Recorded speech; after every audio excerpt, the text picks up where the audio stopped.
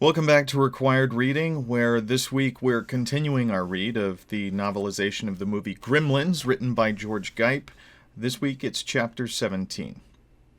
Collapsing on a gentle slope 50 yards from the YMCA building, Billy found himself a spectator of a grim show that was largely his creation. At first, there was little to watch or hear but a greenish glow emanating from the swimming pool area and a faraway giggling chorus. Then there was movement inside the building and a marked increase in the chorus volume. Soon, Billy could see one form, and then dozens moving past the windows, each a fully grown gremlin. Oh no! When they multiply as gremlins, they don't lose a beat, do they? Gizmo blinked back a tear. He could have told them of the dangers, and all of this could have been avoided if he had been able to communicate better. If these humans had taken his advice, if... Now there was no more ifs. To Billy's way of thinking, his last hope was now gone. As he and Gizmo scrambled up the slope only minutes before, he had entertained the notion of calling the fire department so that he could set fire to the pods while they were waiting to hatch. But there were no pods, no intermediate stage, even momentarily vulnerable to destruction or movement to a place where they could do less harm. Billy sighed. "What can we do now, Giz?" he asked wearily. "Just give up? Go home? And wait? There's nothing else we can do, is there?" That was the sensible course of action, but he knew he couldn't surrender now. Having helped unleash these devilish creatures on Kingston Falls and perhaps the world, he owed it to himself and everyone else to do everything possible to rectify his mistake. That was the major, most moral consideration. He also knew that merely sitting still would drive him crazy. "I guess," he said slowly, "this means we'll have to go to the police." He did not relish explaining what had happened to Sheriff Riley and Deputy Brent, who were as hard-headed a pair as were ever born. Even describing a normal problem to them was often difficult, so hung up were they on the idea that everyone else in the human race was devious, dumb, or both. Added to this was the perfectly reasonable resistance anyone would have to a story dealing with gremlins or other alien creatures. A dedicated movie buff, Billy already had visions of the scenario that would be acted out at the police station. As in so many horror movies, he would explain what had happened. The police would be skeptical, to say the least.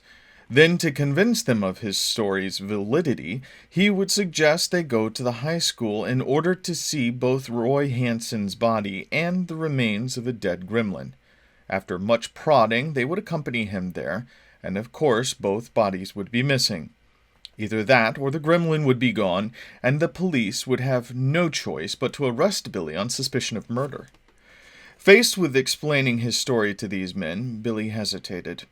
But not long, for the inside of the YMCA was obviously swarming with bodies. Passing by the windows, they made the building look like a dimly lit concert hall or theater a minute after the night's entertainment had ended. "Let's go, Giz," Billy said finally.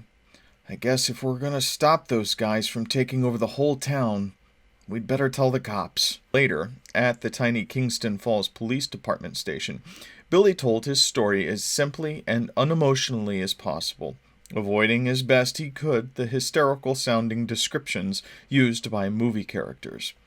The reaction of the police was somewhat different than in films or TV, although Sheriff Riley and Deputy Brent did wear the typical "let's humor him and maybe he'll go quietly" attitude of law enforcement officers in similar situations. Seated at their wooden desks, drinking eggnog from styrofoam cups, they were perhaps more informal and a bit friendlier than one might expect, especially at the outset. When it became obvious that Billy was serious, they allowed him to proceed well into his narrative before interrupting. "Gremlins," Riley said at that point. "Like little monsters, you say?" "Right. Green, of course. The sheriff continued, casting an almost imperceptible wink at Brent. Little monsters are always green, you know. Yes, they're green, Billy admitted, wishing they had been some other color. With sharp, pointy fangs and long claws? Yes, sir. Thousands of them, huh? I didn't count, Billy replied. I couldn't. It looked like a couple of hundred anyway. Well, a couple of hundred little monsters with fangs and claws is enough if you ask me.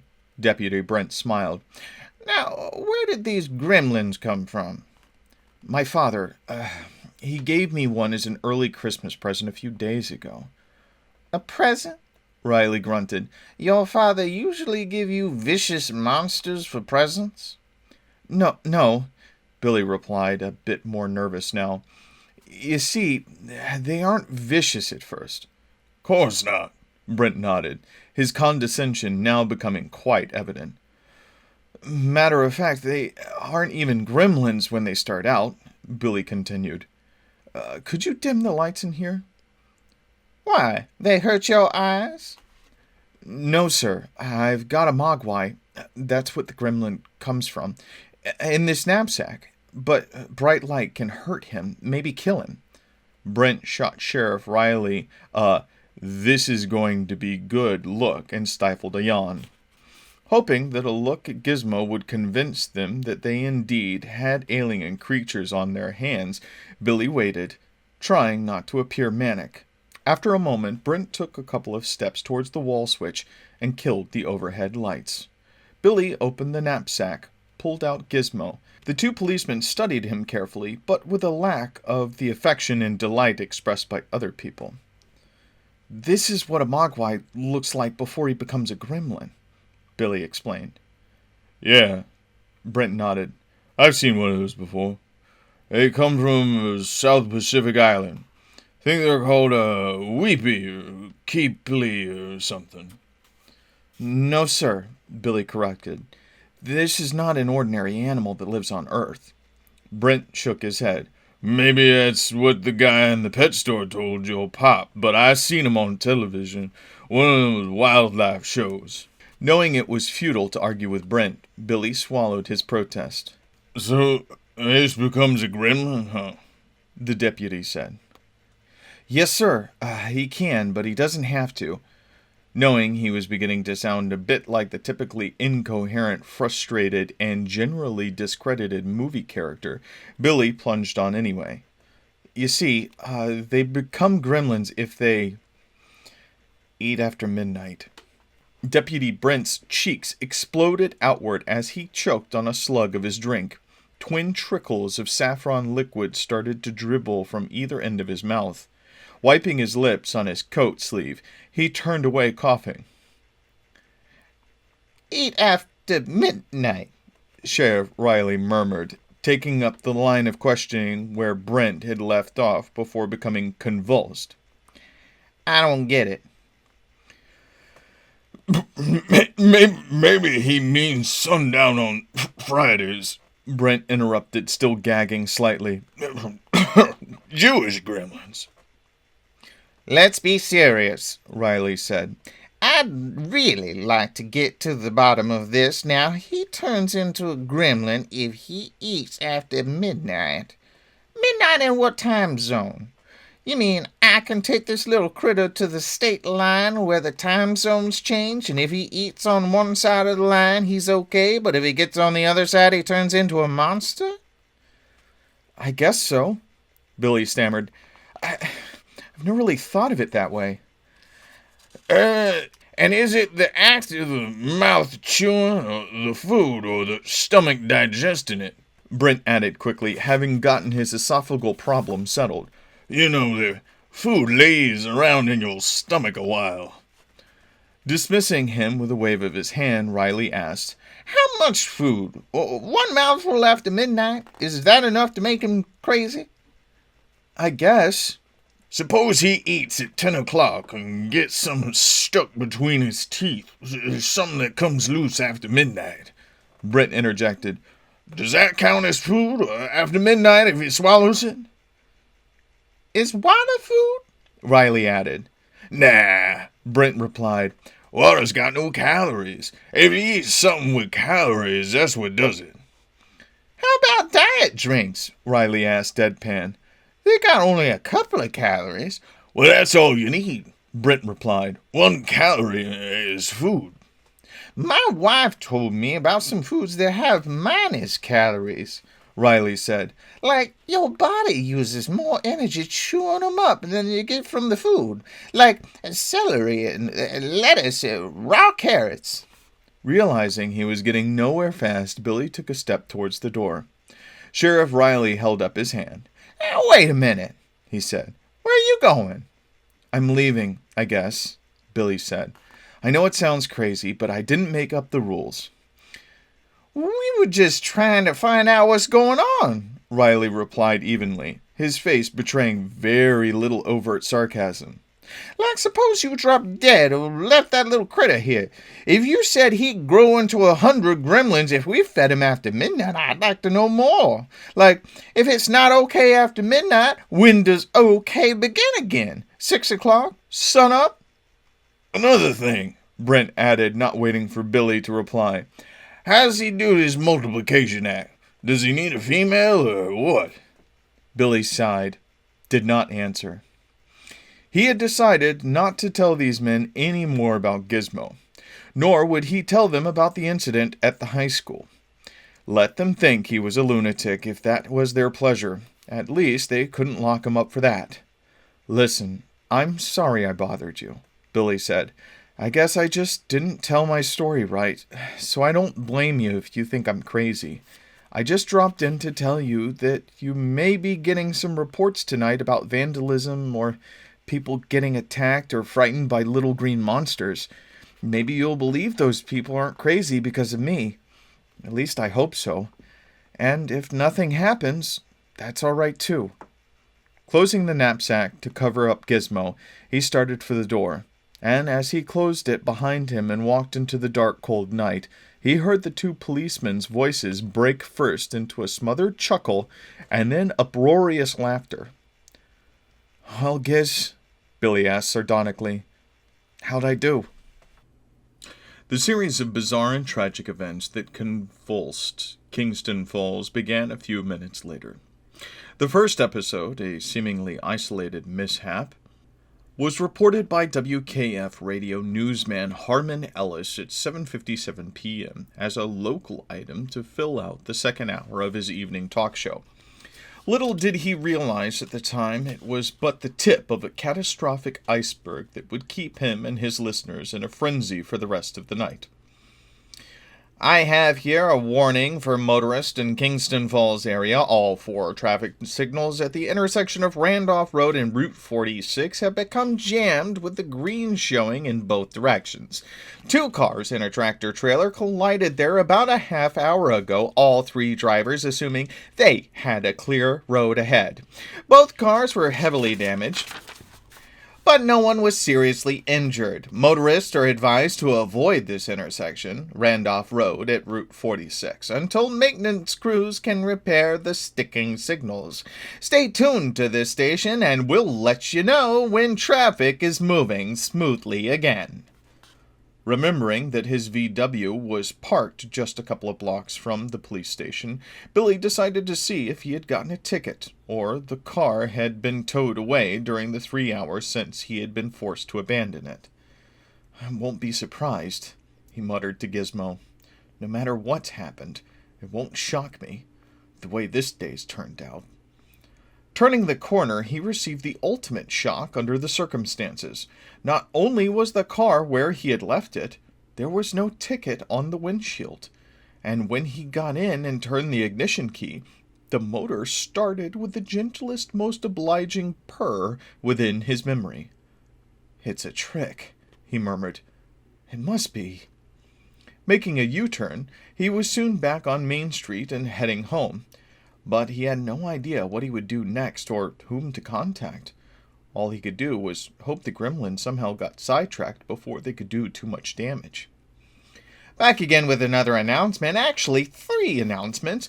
This sort makes me think Kingston Falls is being used as a testing area for pranksters. We now have a traffic signal that is showing red in all 4 directions, and traffic is backed up for a half a mile there. It's at Mountain Road and Rolling Vista Highway. Police are on the way to direct traffic there, so if you're listening to this in a car on one of those thoroughfares, sit back, calm yourself down, and hang on. Just be thankful you're not on Delta Drive near Commodity Street, which is where pedestrians and motorists alike were attacked by about 50 runaway tires. Somehow, they'd gotten loose from a nearby tire warehouse outlet store and started rolling down Commodity in one mass. Several cars were dented, and one woman suffered abrasions when she jumped out of the way of one tire into a utility pole. That's not all, folks.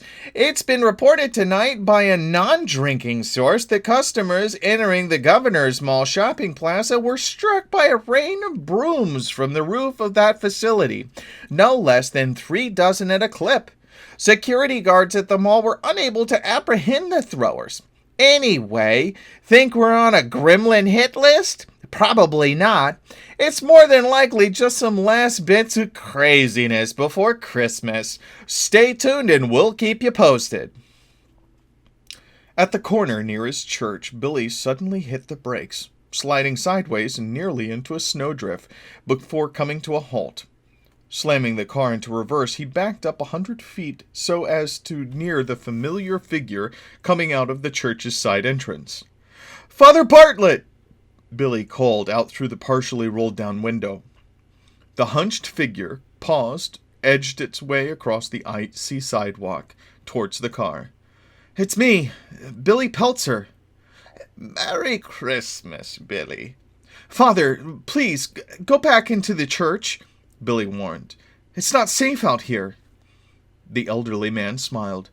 I'm just mailing off a last-minute Christmas card, Billy," he said, pulling it from his pocket. Then, almost to himself, he added, "I sure didn't think they would send me one." "Can it wait, Father?"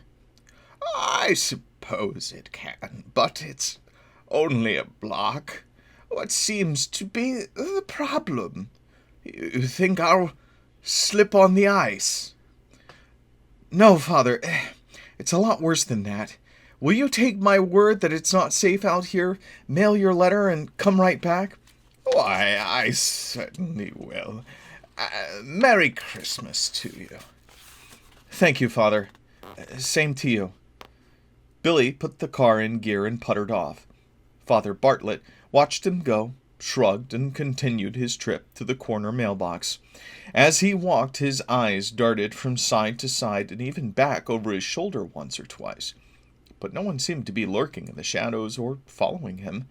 From his work with various youth groups, Father Bartlett knew that young people of today were a lot more serious and susceptible to anxiety problems than their parents or grandparents. It was the world we lived in, and one could hardly blame Billy Peltzer for having a sudden attack of nervousness, even during the holiday season. Arriving at the mailbox, Bartlett pulled down the door and dropped the letter inside. A second later, the card flew back at him, striking the front of his coat and falling to the snow. Blinking, Father Bartlett reached down and grabbed the letter. Slowly, he opened the mailbox door, peered into the blackness, shrugged, and redeposited the envelope. Again, it flew back. "Guess this must be a joke of some kind," he murmured, forcing a good-natured tone to his voice, just in case he was being taped. Retrieving the card, he stood silently, surveying the scene about him with nervous eyes. He had seen shows on television, of course, in which the average person was the butt of a joke played by hidden cameramen, but surely in this poor light. On the other hand, modern technology could accomplish just about anything. He decided to have one more try. Even if he was being taped, he reasoned he hadn't embarrassed himself yet. As a matter of fact, his attitude had been quite good, a mixture of genial surprise and amusement. Parishioners seeing such a tape could accuse him of being neither a bad sport nor a dullard. Just in case this was a hidden camera prank, and he certainly couldn't lose anything by assuming it was, he decided to add a cute touch of his own.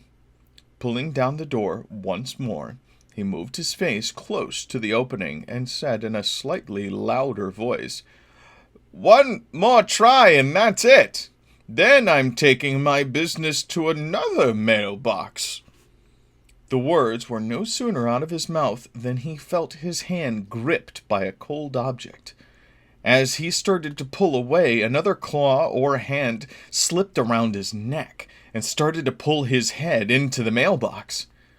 "This has gone far enough," he shouted, managing a laugh that was more hysterical than hearty. Now, having lost his hat, his bare head was being forced painfully against the icy cold rim of the mailbox. Twisting and turning, the normally implacable Father Bartlett began to scream for help. What we're going to do now, considering all these reports, is disperse with our regular format and open our telephone line so you can all call in and discuss this phenomenon with me between announcements. Now, we don't want to spread panic, but we would be remiss if we didn't report what's going on and warn all of our listeners to stay inside if possible. Get that last-minute Christmas shopping done after the holidays. Your loved ones will understand.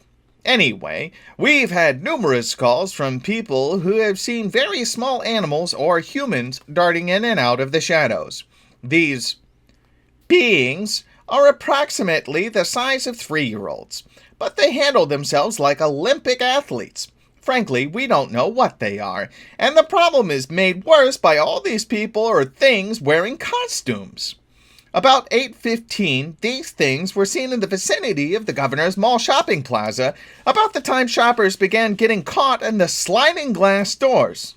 According to 9 people who received minor cuts and bruises, the doors seemed to open invitingly early for the patrons and then snap shut with terrifying speed. Maintenance crew at the mall say the problem is under control now, although most customers are using the non-automatic doors now. In another section of Kingston Falls, an incident occurred that may or may not be related. Patrons at Simone's, a first-class French restaurant on Winslow Pike, reported that a food fight started there about 8:30. According to one source, portions of the food flew from one table to another, although no one saw who threw the food. Several waiters carrying heavy trays were apparently tripped, and tablecloths whisked from beneath the eyes of diners, carrying bowls and dishes into the aisles. Eventually, the scene became so chaotic, a riot with French food broke out. One woman is being treated for béarnaise sauce inhalation. "You had to go making fun of that kid, didn't you?" Sheriff Riley muttered as he and Deputy Brent raced once again for their cruiser. The past hour, after what had started out as a slow night, had been frenetic and inexplicable. "Me?" Brent replied defensively. "You were the one who started it. Anyway, I still don't think it's little green monsters. I think it's kids going crazy because they ain't got nothing to do. And that radio station that keeps sending out reports every 10 minutes ain't helping. Crazy people hear stuff like that and they start thinking of things that they can do to top it." All right, never mind," Riley shrugged. "Where are Dudley and Warren?" "The Governor's Mall." "Okay, you and me got a choice. The trouble's at the TV station or the people them being attacked by Christmas trees. What do you want?" Brent shrugged. "I'd just as soon leave the media alone. Let them solve their own problems. Probably a normal screw-up anyway." "Then we'll do the trees."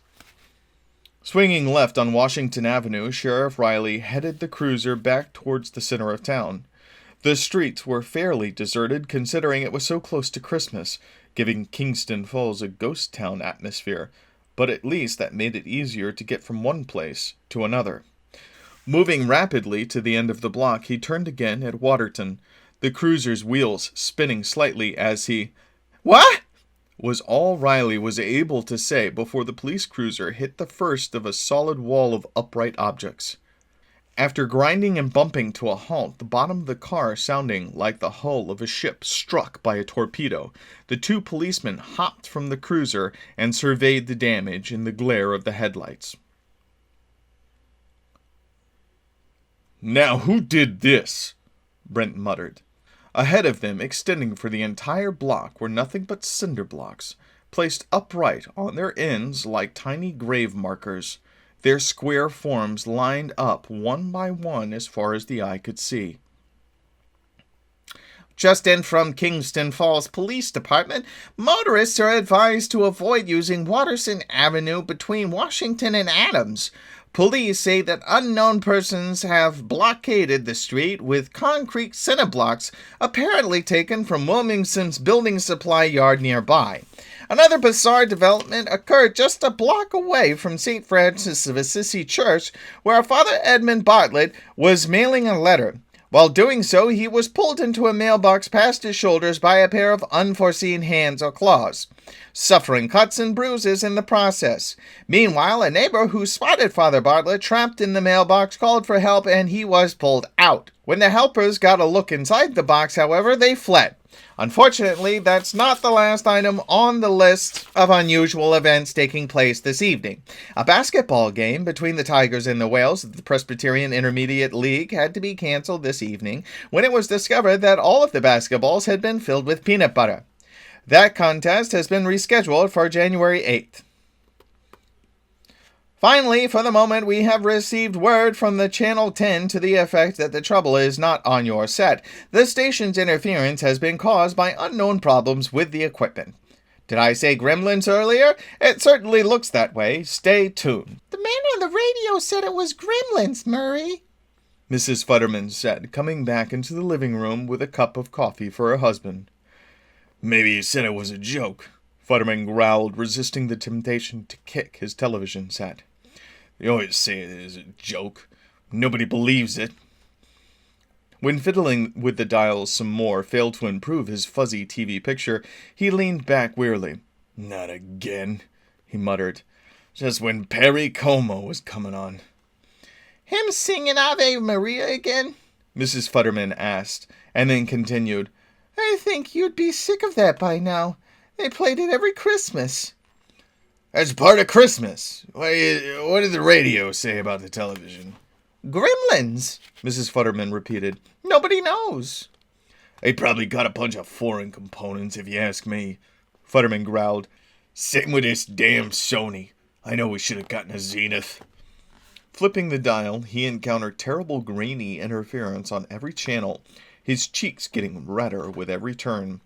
Slamming his fist against the side of the set, he beamed with delight momentarily as several stations returned in beautiful color, and then banged it again as the cross-hatching reappeared.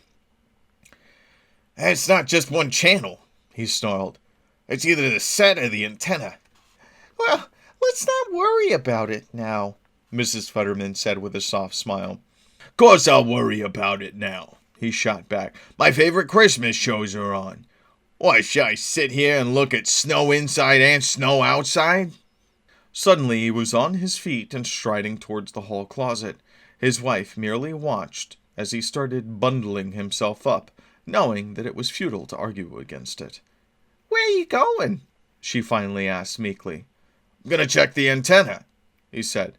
Maybe it blew over. Pulling a woolen hat over his head, he went outside to the end of his walkway and looked back towards the roof. The antenna was still intact, but Mr. Futterman hardly noticed. What he noticed much more was that it was surrounded by a trio of small, long-armed figures that brought back a rush of memories from World War II. For a long moment he simply stood, slack-jawed, staring at the three playing with his antenna. Then, remembering the rifle he kept loaded at the locked closet downstairs, he walked back towards the house, his eyes never leaving the roof until he reached the front porch. Another warning for motorists in the Kingston Falls area. We have reports that a series of detour signs have been placed on the downtown bypass road in such a way that drivers have been circling the reservoir for several hours. Some drivers, in their frustration of not being able to find their way out of the cul-de-sac, have stopped their cars and created huge bottlenecks, not to mention several collisions. All we can tell you about the situation is that several local garages have volunteered to send trucks to the lead motorist out of the area. These trucks will have large yellow signs identifying them. Shoppers are advised not to use Kings Bank Automatic Teller, all 3 locations, and West Calvin Bank's Fast Cash machines. These are issuing shredded bills and returning ID cards bent in half. Officials of both banks have issued statements saying that this is not the work of so-called gremlins, but is a part of normal problems both banks have been experiencing. It took a while for Sheriff Riley and Deputy Brent to calm down the trio of women who had been attacked by the vending machines at the Green Bend rest area. Having survived what was apparently a very harrowing situation, all 3 wanted to talk about it. We were standing between the 2 rows of machines, the tall woman with bluish hair began. Alice was trying to decide whether or not to get some cheese crackers when all of a sudden the soda cans just started coming straight out, not dripping down, mind you, like when you put your money in for them, but they were hurled out. One hit me right here on my shoulder, and another got Maud on the chin. She's still woozy. Brent nodded and made a note on his pad. Not because he needed or wanted it, but because he knew they expected it. Look at this, the one called Alice said, displaying a mean-looking cut at the base of her nose. You wouldn't think that could come from a pack of chewing gum, would you? No, ma'am, Sheriff Riley replied. They were just whizzing out of there, the third woman sighed. I thought it was the end of the world. You know, we're not very agile, the woman said. When they started shooting the stuff at us, we just couldn't get out of the way. The 2 officers nodded, making a few sympathetic remarks, and returned to their cruiser. As they drove back to Kingston Falls, Sheriff Riley finally stopped muttering to himself long enough to say, "Well, I guess we better talk more with the kid." The kid? Yeah, one with a funny little animal that turns into gremlins if you feed it after midnight. You got his name, didn't you? I thought he gave it to you, Sheriff. You had the complaint sheet, and I saw you write something down after he came in. Oh, that was just a note to remind me to call home. Great. I think I know who it is, though. He works in the bank. We can find out. All right. I think maybe we better find out what he knows before we do anything else. Lines are still open. That's 922-7400. And be prepared to hang in a while because our switchboard, very appropriate for this time of year, is lit up like a Christmas tree. Okay, here's our next caller. Go ahead, sir. You're on the line. Yes. My name's Wilkie Smith, and I've just come from a Howard Johnson's restaurant that spit this terrible stuff in my face. The restaurant spit at you? No, one of them machines in the men's room that you use to dry your hands and face. The hot air machines. Yes, go on. Well, I turned it on to do my face, and suddenly I was covered with this awful smelling orange stuff. A liquid? Are you at liberty to say what it was? I don't know. It smelled like it came out of a toilet, except it was older, like with mold, and... Well, maybe that's a bit too graphic. Where was the restaurant, sir? Commerce in Lawndale. You know what I think? I think this is part of God's plan. Now, it says in the New Testament... The look on her husband's face told Mrs. Futterman that he was about to embark on a holy crusade. Although a generally volatile man, he never got that steely-eyed, twitching nerve-in-the-cheek expression except when he was somewhat crazed or messianic. She had seen it when someone stole the radio from his car, and another time when his favorite football team lost the divisional championship on a bad call by the officials. When he emerged from the basement with his rifle, she knew she had read him correctly. "Murray," she said, taking his arm. "What is it?" "Gremlins," he replied. "On the roof." "What kind of gremlins?" "No time to explain now. You just stay inside." "But if you go out in the street and fire off that rifle, you'll be reported for sure," she protested. "Let go of my arm, Jessie," he ordered. She did, and he continued on his heavy-footed mission. Outside, he was halfway to the street, and had the first gremlin in his sights when he realized that Jessie was right. Firing off a rifle from his front lawn was pretty foolhardy, especially when there was a window in the back of his garage, which would provide an even better vantage point. Moving quietly into the garage, he groped his way past the snowplow, which took up all but 6 inches on either side, and pushed the window open. He smiled, for the view of his rooftop was perfect, and from here the sound of his rifle would be partially muffled. Lining up one of the gremlins, he squeezed off his first shot. The little green demon proved it was neither imaginary nor immortal by falling off in a heap and sliding off the roof. Futterman laughed out loud. It felt good to fire the rifle again, to be locked in combat with his enemy. A low chattering sound interrupted his train of thought. Where was it coming from? The rooftop? Somewhere nearby? There was no time to think about it if the 2 other troublemakers near his antenna were to be dealt with. He threw the rifle to his shoulder and fired again. Another gremlin dropped. In his excitement and eagerness to bag his third enemy soldier, Futterman hardly heard the snowplow's engine roar to life. The third gremlin started to slide off the roof. "Oh, no, you don't!" Futterman yelled, moving his rifle to follow him. In a split second, he had the little target in his sights. Now the snowplow seemed almost to lean forward, its wheels ready to burst from their positions like sprinters from the starting blocks. The engine roar became deafening as, "Bam! Bam! Hot damn!" Futterman cried out, "I got you, you little son of a—" He never completed the phrase.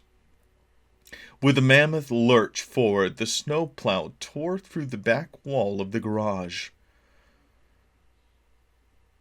taking Futterman with it in a shower of timber and bricks.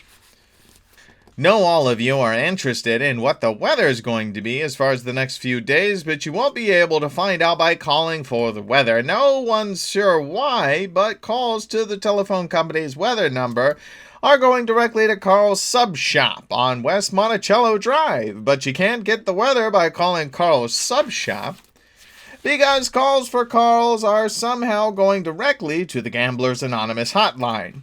A few minutes ago, officials with the phone company informed us that Kingston Falls Relay Station was broken into earlier this evening and that everything is in a state of chaos. So stay off the phone lines unless it's an absolute emergency." "Well, what do you think, Kate?" Dory smiled, leaning forward onto the bar. "You think it's gremlins, commies, the end of the world, or just ordinary screw-ups?" The pub was nearly deserted, thanks largely to the rash of strange and frightening incidents taking place in and around Kingston Falls. At first, the early evening customers tended to regard the bizarre events with satirical amusement, but when reports were heard of electrical malfunctions causing fires, a man being electrocuted by his Christmas tree, and other life-threatening situations, even the most hardened scoffer began to think about protecting his loved ones. An even greater exodus from Dory's pub followed reports that in another bar across town, lye, ammonia, aqua regia, and other deadly chemicals had turned up in cocktails. The result was an evening so slow that Dory seriously considered closing the bar and going home before midnight. "It's probably gremlins," Kate replied. "It's really what you think?" Dory asked wide-eyed. He had always regarded Kate as a particularly down-to-earth person, incapable of believing in Santa Claus, evil spirits, or other supernatural beings. "That's what the guy on the radio thinks it is," she said simply. Dory wondered exactly what had won her over. True, the radio had described incidents involving apparently driverless cars, and more than a few callers had mentioned seeing the little green monsters in the Kingston Falls area. But wasn't it possible that mass hysteria fed by the constant radio reports was taking over? Didn't anyone remember Orson Welles' famous War of the Worlds episode before World War II? Dory didn't actually remember it, himself not having been born yet, but he had read about the panic that had gripped the nation then. Now, hearing Kate's profession of belief in gremlins, he better understood Americans' abject fear of 1938. If a reasonable young woman such as Kate Barringer could be convinced that the little green monsters existed, anyone could. He was about to pursue the topic further with her when he noticed the vanguard of their battalion standing near the front door. Although Dory didn't realize it, his pub, with its very subdued indirect lighting, was a magnet for the Gremlins, an ideal spot for them to relax after their early evening knaveries. Darting out of the shadows bordering the main square, they gravitated naturally to this wondrous arena of free food, drink, games, and music. A person's jaw dropping, even several jaws dropping in concert, is not generally considered a measurable sound. Tonight, as Dory and his few customers one by one noticed the collection of forms moving slowly through the foyer towards them, their jaws dropping seemed to generate a negative force so powerful and complete, not unlike a black hole in space, that it would be felt and heard as clearly as any explosion. The brief moment of paralysis and terrifying silence was immediately followed by a detonation of people, Dory included, towards the side and rear exits.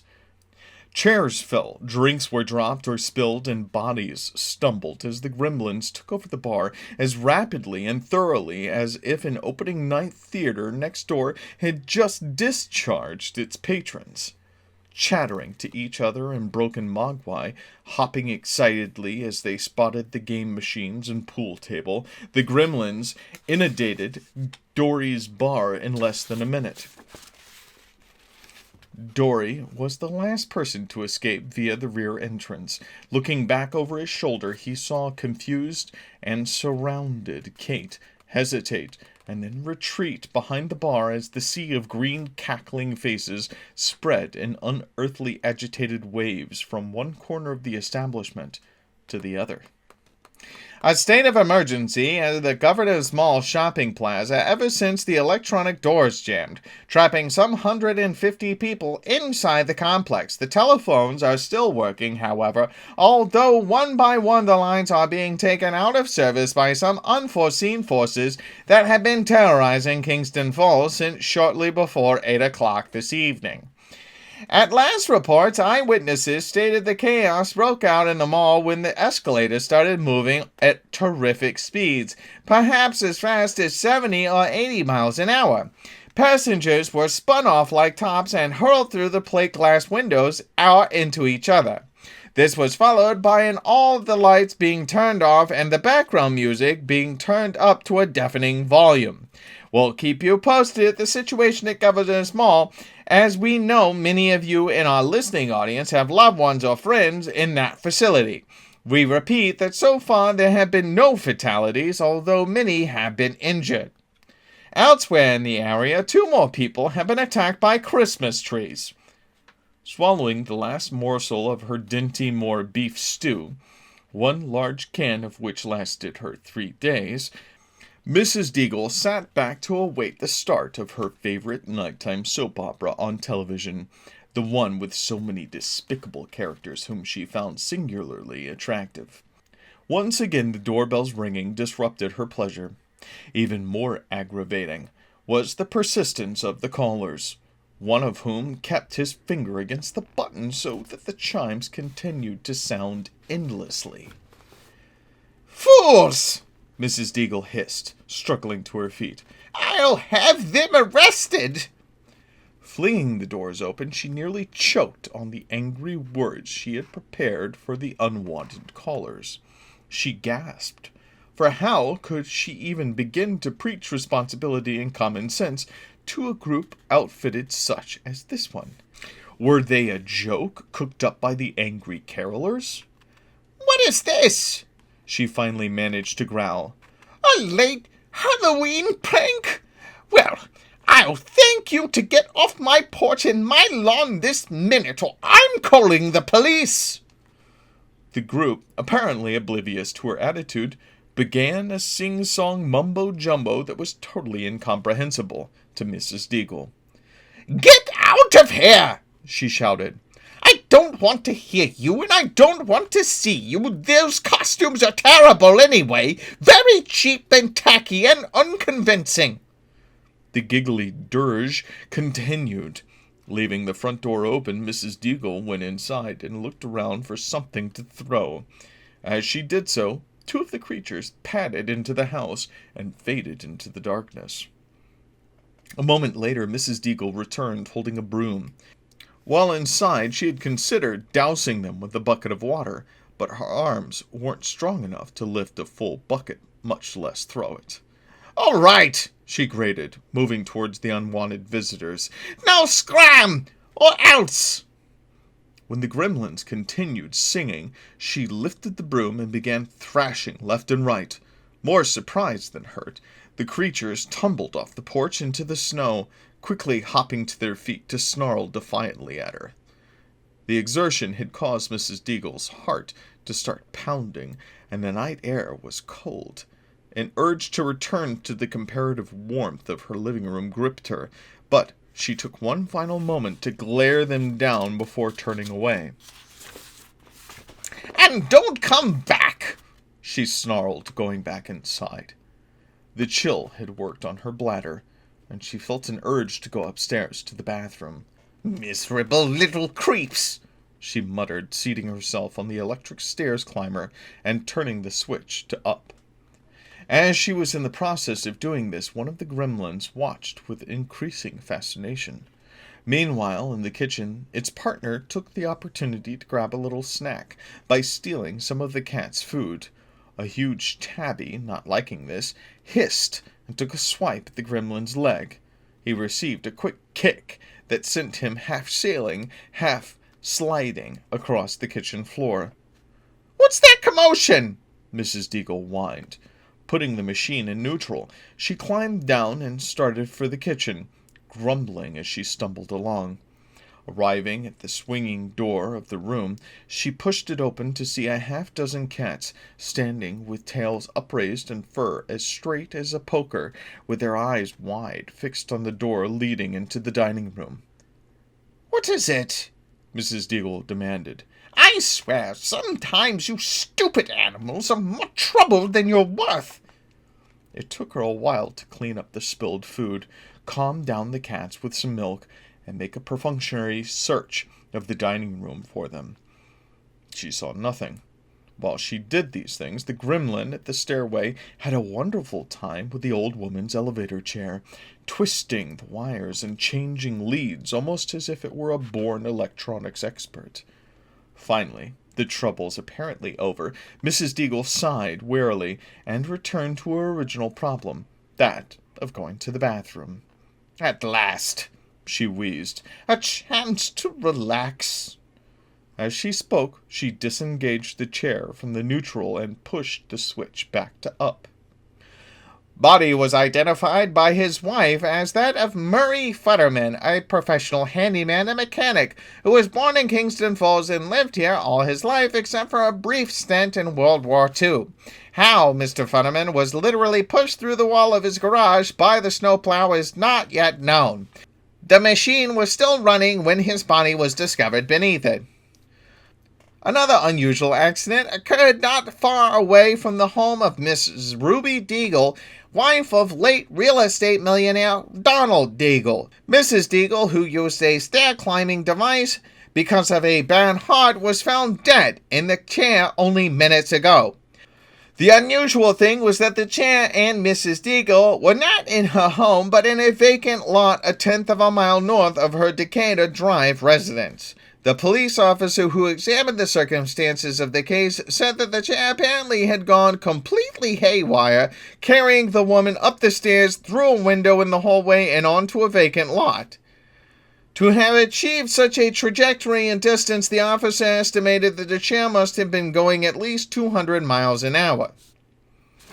This just in, a report that the Green Monsters had taken over an entire bar for the evening because of the demands placed on the Kingston Falls Police Department by the events of the past few hours. The owner of the bar, known as Dory's Pub, could not get in touch with the police. So he called the station to warn everyone to stay out of Dory's Pub.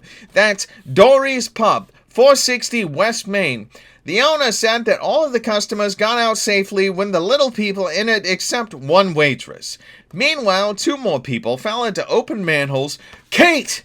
Billy shouted, hitting the brakes so quickly that the car almost spun completely around in the road.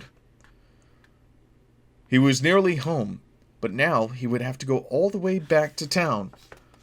"Damn," he muttered. "This is all my fault." "Yes, my name's Damian Phillips, and I have a theory about all this. I have a brother who recently retired from the CIA, and he says the Russians developed a robot that—" "Shut up!" Billy snapped, reaching forward to turn the car radio off. Accelerating as much as he dared to on the icy streets, he peered through the small square of clearness generously given him by the VW's antiquated defrosting system. Like most citizens of Kingston Falls, he had been amused initially at some of the pranks committed by the Gremlins, partly because he had experienced a secret longing to see what might happen if every traffic light showed green. But that, and pulling a man into a mailbox and rolling fires down a hill, were far cries from the most recent mishaps engineered by the Gremlins. "Mr. Futterman's dead," he said. "That poor guy. I can't believe it." He did believe it, though. And the corollary was painfully self-evident. If these creatures could kill Mr. Futterman and Mrs. Deagle, and perhaps others, they could also kill Kate, without a second thought.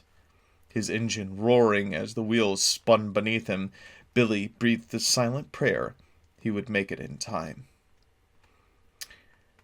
Well, thank you guys for tuning in, especially after the extended absence that we've had. Definitely appreciate it if you guys check out our other show, News, which obviously we've had quite a bit of revamps going on there and a lot of fun stuff going on. And if you could also check out our merch store, which is listed in the link in the description. Otherwise, we'll see you guys next time, and have a good weekend.